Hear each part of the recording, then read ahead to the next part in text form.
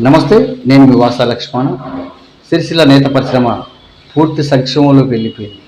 ఒక విధంగా చెప్పాలంటే నేతన్న మెడకు ఉరితాడు బిగుసుకున్నది. నేతన్న బతుకులపై చావుడప్పు వాయిస్తున్నది. ఎప్పుడో 10-12 ఏళ్ల క్రితం రాసిన కవిత్వం ఇక్కడ తాళవిస్తూ చెప్పచ్చు. నేత నేసిన కద్దరు రాజ్యం వెళుతుంటే ఆ కద్దరు నేసిన నేతన్న కాటికెళ్ళిపోతుంది. చేతిలోని నూలు పోగు చూరుకు వేలాడుతున్నది, ఉయ్యాలై ఉరితాడై. అది సిరిసిల్లలో కనిపిస్తున్న తీరు. ఇప్పటికీ 5 నేత కార్మికులు ఉపాధి కరువు ఆత్మహత్య చేసుకున్నారు. ఒక సిరిసిల్లలో కాదు, తెలంగాణ రాష్ట్ర వ్యాప్తంగా అదే పరిస్థితుంది. మరి సిరిసిల్ల నేత పరిశ్రమ బతికించుకునే శక్తి ఎవరికి ఉన్నది? ఆ సామర్థ్యం ఎవరికి ఉన్నది? ఒకసారి ఆలోచించండి. నేతల కిల్లా, నేతల కార్మిక క్షేత్రం రోజు రోజుకు కనుమరుగు దిశలో ఉన్నది. ఈ పరిశ్రమలు కాపాడుకోవాలంటే ఎవరి వల్ల అవుతుంది? మీరు ఆలోచించండి. మీకు తెలిస్తే కామెంట్ చేయండి. చాలా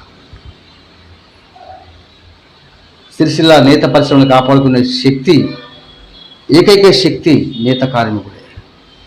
బస్ ఏ రాజకీయానికి లేదు, ఏ సంఘానికి లేదు, వాసా లక్ష్మణకు కూడా లేదు. నేత కార్మికుడికి మాత్రమే ఉన్నది. మరి దీనికోసం నేత కార్మికుడు ఏం చేయాలి? ఏం చేయాలి?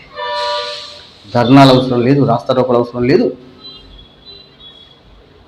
వాట్సాప్లో మెసేజ్లు అవసరం లేదు. సిరిసిల్ల నేత కార్మికుడు చేయాల్సిన పని ఒకటి ఉన్నది.